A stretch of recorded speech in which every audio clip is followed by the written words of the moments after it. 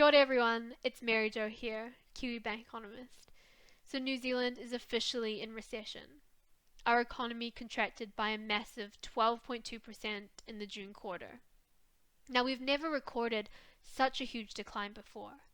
In fact, you really have to go back to the Great Depression times to see numbers even remotely similar. Now given the nature of the lockdown, it wasn't surprising to see that those industries most reliant on foreign tourists as well as face-to-face contact were the hardest hit. Retail, hospitality, and our services exports, which includes tourism, were especially disrupted during the lockdown period. Now obviously those industries that were deemed essential, like agriculture, and those that could adapt to work from home held up far better during the lockdown period. Now the GDP report was weak, as you'd expect. You lock down the economy, activity falls. And nothing in the report really surprised us. And the thing is, the report, it's about 3 months out of date. We're now more focused on the recovery. And post-lockdown economic activity is suggesting a strong record rebound in the third quarter. Much of the activity that couldn't take place during lockdown wasn't necessarily cancelled, but rather deferred. So once the lockdown was lifted and those social distancing measures were rolled back, that activity could resume.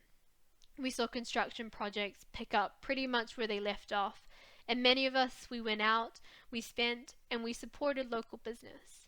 But it's important to keep in mind that because our borders remain closed, it'll take some time, a few years even, before we can fully recover. Now that 12% drop we saw last quarter could have been worse. Not only did we come out of lockdown much earlier than expected, but that whatever it takes policy response really helped to cushion the blow of the lockdown to our economy. Now if we want to lock in a confident recovery, more policy support will be needed, especially on the fiscal side. The New Zealand Treasury, for one, are expecting the rest of that COVID response fund, that $14 billion, to be spent. And it could be spent in the small business space, or to ramp up infrastructure, both physical and digital, or even to tackle climate-related issues. Anything that'll raise productivity will help to keep that recovery momentum going. So that's it for this weekly wrap-up. Consider this one a collector's item. Talk to you in the next one.